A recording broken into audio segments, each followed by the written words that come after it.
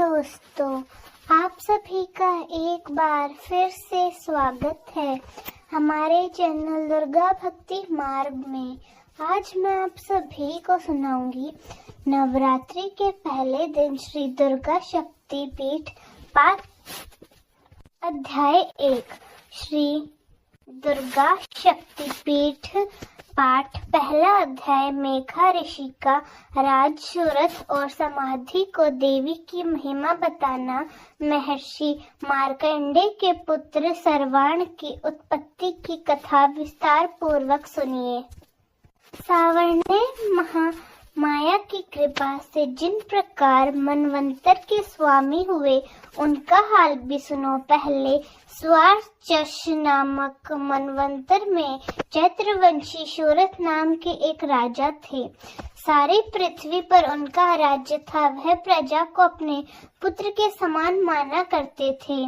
वे भी कोला विध्वंस राजा के उनके शत्रु बन गए। दुष्टों को दंड देने वाले राजा सूरत की उनके साथ लड़ाई हुई। कोला विध्वंसियों के संख्या में कम होने के कारण राजा सूरत युद्ध में उनसे हार गए। तब वे अपने नगर में आए। केवल अपने देश का राज्य ही उनके पास रह गया और उसी देश के राजा होकर राज करने लगे। किंतु उनके शत्रुओं ने वहां पर भी उन पर आक्रमण कर दिया। राजा को बलहीनता, मंत्रियों ने राजा की सेना और खजाना अपने अधिकार में ले लिया। राजा सूरत अपने राज्य और राजा का अधिकार को हारकर शिकार खेलने के बहाने पर घोड़े पे सवार होकर वहां से भयंकर वन की ओर चल दिए। उस वन में उन्होंने महर्षि मेघा का आश्रम देखा। वहां महर्षि मेघा अपने शिष्यों तथा मुनियों से सुशोभित बैठे हुए थे और वहां कितने ही हिंसक जीव परम शांति भाव से रहा करते थे।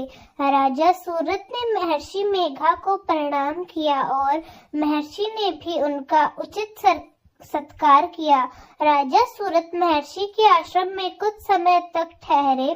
अपने नगर की ममता आकर्षक से राजा अपने मन में सोचने लगे कि पूर्व काल में पूर्वजों ने जिस नगर का पालन किया वह आज मेरे हाथ से निकल गया।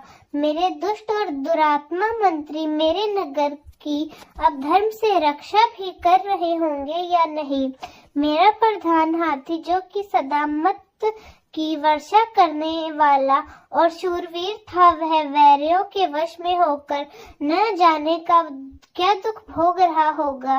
मेरे आज्ञाकारी नौकर जो मेरी कृपा से धन और भोजन पाने से सदैव खुश रहा करते थे और मेरे पीछे पीछे चलते थे, वो अब निश्चय ही दुष्ट राजाओं का अनुसरण करते होंगे और मेरे दुष्ट और दुरात्मा मंत्रियों द्वारा व्यर्थ ही धन का व्यय करने से संचित हुआ मेरा खजाना एक दिन अवश्य ही खाली हो जाएगा। इस प्रकार की बहुत सारी बातें सोचता हुआ राजा निरंतर दुखी रहने लगा। एक दिन राजा सूरत ने मेघा के आश्रम के निकट एक वैश्य को देखा तो राजा ने भी उनसे पूछा, भाई तुम कौन हो? यहाँ तुम्हारे आने का क्या कारण है और तुम मुझे शोकग्रस्त से दिखाई देते हो, इसका क्या कारण है? राजा ने नर्म वचन सुनकर वैश्य ने महाराज सूरत को प्रणाम करके कहा, राजन मेरा नाम समाधि है। मैं धनिया के कुल में उत्पन्न एक वैश्य हूँ। मेरे दुष्ट स्त्री पुत्रों ने लोभ से मेरा सब धन छीन लिया और मुझे घर से निकाल दिया। इस तरह से दुखी होकर मैं इस वन में चला आया और यहाँ रहता हूँ। इस बात को भी नहीं जानता कि अब घर में सब कुशल है या नहीं। मैं परिवार का आचरण संबंधी कोई समाचार नहीं पा सकता कि वह घर में इस समय कुशल पूर्वक है या नहीं। मैं अपने पुत्रों के संबंध में यह भी नहीं जानता कि वे सदाचार या दुराचार में फंस गए या नहीं। राजा बोले, जिन धन के लोभ स्त्री पुत्रों ने तुम्हें घर से निकाल दिया, फिर भी तुम्हारा उनसे इतना प्रेम क्यों है? तब वैश्य कहने लगा, मेरे विषय में आपका ऐसा कहना ठीक है राजन, किंतु मेरा इतना कठोर नहीं हृदय यद्यपि उन्होंने धन के लोभ में पकड़कर पितृ स्नेह का त्याग कर मुझे घर से निकाल दिया, फिर भी मेरे मन में उनके लिए कठोरता नहीं आती। महमते मेरे मन फिर भी उनके मोह में क्यों फंस रहा है?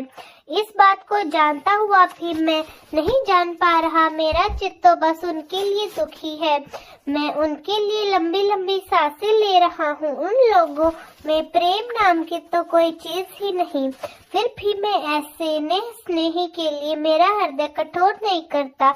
महर्षि मार्कंडेय दोनों महर्षि मेघा के समीप गए और उनके साथ यथा योग्य न्याय संभाषण करके दोनों ने वार्ता आरंभ की। राजा बोले, भगवान, मैं आपसे एक बात पूछना चाहता हूँ, सो आप कृपा कर मुझे बताइए। मेरा मन मेरे अधीन नहीं, इससे मैं बहुत दुखी हूँ। राज्य धनादेश भी अपने घर से अपमानित होकर आया हूँ। इसके सब जनों ने भी इसे त्याग दिया है। सब जनों से त्यागा हुआ भी यह उनसे हार्दिक प्रेम रखता है। इस तरह से हम दोनों ही दुखी हैं। महाभगवदम, मैं उनके लिए ममता नित्य आकर्षण उत्पन्न कर रहा हूँ। मेरे ज्ञान रहते हुए भी ऐसा क्यों है? अज्ञानी मनुष्य की तरह हम दोनों में यह मूर्खता क्यों? महर्षि मेघा ने कहा, विष्णु मार्ग का ज्ञान सभी जंतुओं को है। सभी के लिए विषय पृथक पृथक होते हैं। कुछ प्राणी दिन में ही नहीं रहते, कुछ रात को, परंतु कुछ जीव ऐसे हैं जो दिन रात दोनों में देख सकते हैं। यह सत्य है कि मनुष्य में ज्ञान प्रधान है, किंतु केवल मनुष्य ज्ञानी नहीं होता, पशु पक्षी आदि भी ज्ञानी रहते हैं। जैसे यह पशु पक्षी ज्ञानी है, वैसे ही मनुष्यों का ज्ञान, और जो ज्ञान मनुष्यों में है वैसा ही पशु पक्षियों में है, तथा अन्य बातें भी दोनों में एक जैसी पाई जाती है। ज्ञान होने पर भी जरा इन पक्षियों की ओर देखो तो अपनी भूख से पीड़ित बच्चों की चोंच में कितने ही प्रेम से अन्न के दाने डालते हैं।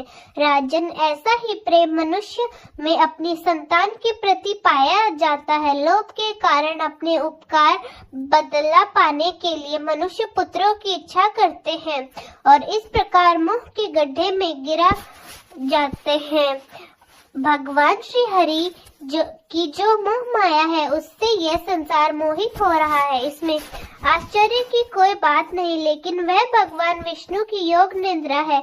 यह माया ही तो है जिसके के कारण संसार मोह से झगड़ा हुआ है। यही महामाया देवी भगवती ज्ञानियों के चित्त के बल पूर्वक खींचकर मोह में डाल देती है और उसी के द्वारा संपूर्ण जगत की उत्पत्ति होती है। यही भगवती देवी प्रसन्न होकर मनुष्यों को मुक्ति प्रदान करती है। यही संसार के बंधन का कारण है और यही संपूर्ण ईश्वर की स्वामिनी है। महाराज सूरत ने पूछा, भगवान, वह देवी कौन सी है जिसको आप महामाया कहते हैं? हे ब्राह्मण, वह कैसे उत्पन्न हुई और उसका कार्य क्या है? उनके चरित्र कौन कौन है? प्रभु, उनका जैसा भी प्रभाव हो, जैसा भी स्वरूप हो, वह सब कृपा करके मुझसे कहिए, मैं सुनना चाहता हूँ। महर्षि मेघा बोले, राजन, वह देवी तो नित्य स्वरूपा है। उसके द्वारा यह संसार रचा गया, तब भी उसकी उत्पत्ति अनेक प्रकार से होती है। वह सब पर मुझसे सुनो।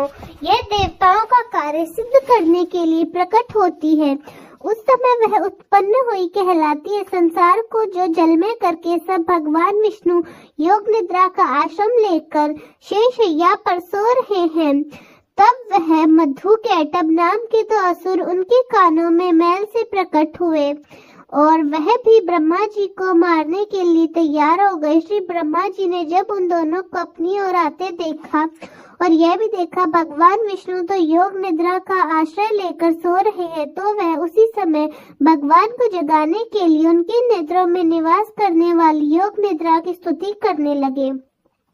श्री ब्रह्मा जी कहने लगे, हे देवी, तुम ही सवाया, तुम ही सबधा और तुम ही वट का स्वर हो। तुम्हारी ही स्वरूप तुम ही जीवन देने वाली सुधा हो। नित्य अक्षर प्रणव में आकार उकार मकार, इन तीनों में माताओं के रूप में तुम ही स्थित हो। इनके अतिरिक्त जो बंधु पथ अर्थ मात्रा जिसका कि विशेष रूप से उच्चारण भी नहीं किया जा सकता, देवी वह तुम ही हो। देवी संध्या सावित्री तथा परम जननी तुम ही हो। तुम विश्व को धारण करने वाली हो। तुम ही जगत की रचना हो और तुम ही इस जगत का पालन करती हो। तुम ही कल्प के अंत में सबको भक्षण करने वाली हो। देवी जगत की उत्पत्ति के समय तुम सृष्टि रूपा होती हो, पालन काल में स्थित रूपा को और कल्प के अंत में संहार रूप धारण कर लेती हो। तुम महामाया विद्या महेश महामेघा महारा मोहरात्रि श्री ईश्वरी रूप बोध रूपा बुद्धि भी तुम ही हो। लज्जा पुष्टि संतुष्टि शांति और क्षमा भी तुम ही हो। तुम खटक धारिणी शूल धारिणी घोर रूपा तथा गदा चक्र शंख और धनुष को धारण करने वाली हो। बाण भुसुंडी और परिध यह भी तुम्हारे अस्त्र हैं। तुम सौम्य और सौम तथा क्यों नहीं करती, बल्कि जितनी भी सौम्य तथा सुंदर वस्तुएं इस संसार में हैं, उन सबसे बढ़कर तुम हो और ऊपर सब पर रहने वाली हो। सुंदरी तुम ही हो। सर्व स्वरूपी देवी जो सत्य असत पदार्थ है और जिनमें जो शक्ति है वह तुम ही हो। अवस्था में भला तुम्हारी स्तुति कौन कर सकता है। इस संसार की सृष्टि पालन और संहार करने वाले जो भगवान है उनको भी जब तुमने निद्रा के वशीभूत कर दिया है तो फिर वह स्तुति कौन कर सकता है। तुम भगवान विष्णु तथा भगवान शंकर को शरीर धारण कराने वाली हो। तुम ही हो। तुम्हारी स्तुति करने की शक्ति किसम में है। देवी तुम तो अपने उदार प्रभाव के कारण ही प्रसंगनीय हो। मधु कैटभ जो भयंकर असुर है इन्हें मोह में डाल दो। श्री हरि भगवान विष्णु को भी जल्द जगा दो। उनमें इनको मार डालने की बुद्धि भी उत्पन्न कर दो। महर्षि मेघा बोले, हे राजन, जब भी ब्रह्मा जी देवी की इस प्रकार स्तुति करके भगवान विष्णु को जगाने तथा मधु और कैटभ को मारने के लिए कहते, वह भगवान विष्णु के नेत्र मुख नासिका बहु हृदय और वक्ष स्थल से निकलकर श्री ब्रह्मा जी के सामने खड़ी हो गई। उनका ऐसा करना था कि भगवान श्री हरि तुरंत जाग उठे और दोनों असुरों को देखा जो कि अत्यंत बलवान तथा पराक्रमी थे और जो ब्रह्मा जी का वध करने के लिए तैयार थे। तब कृत होकर उन दोनों दुरात्मा असुरों के साथ भगवान श्री हरि पूरे 5000 वर्ष तक युद्ध करते रहे। एक तो वह अत्यंत बलवान तथा पराक्रमी थे, दूसरा महामाया ने भी उन्हें मुंह में डाल रखा था। अतः वह भगवान से कहने लगे, हम दोनों तुम्हारी वीरता से अत्यंत प्रसन्न है। तुम हमसे कोई वर मांगो। तब भगवान ने कहा, अगर तुम मुझ पर प्रसन्न हो अब मेरे हाथों से मारे जाओ, बस इतना ही। वह असुर वर मैं तुमसे मांगता हूँ, अब तुम दूसरे का प्रयोजन करो। महर्षि मेघा बोले, इस तरह से जब वे धोखे में आ गए और अपने चारों ओर जल देखा तो भगवान श्री हरि उनसे कहने लगे, जहाँ पर जल न हो, सूखी जमीन हो, उसी जगह हमारा वध कीजिए। महर्षि मेघा कहते हैं, तथास्तु। यह कर भगवान श्री हरि ने उन दोनों को अपनी जांघ पर लिटाकर उन दोनों के सिर काट डाले। इस तरह से वह देवी श्री ब्रह्मा जी की स्तुति करने से प्रकट हुई। अब उनको प्रभाव का वर्णन करना है। सुनो श्री दुर्गा सप्तशती का पहला अध्याय समाप्त। तो दोस्तों, कैसा लगा आपको हमारा आज का अध्याय? कमेंट्स में जरूर बताएं। धन्यवाद।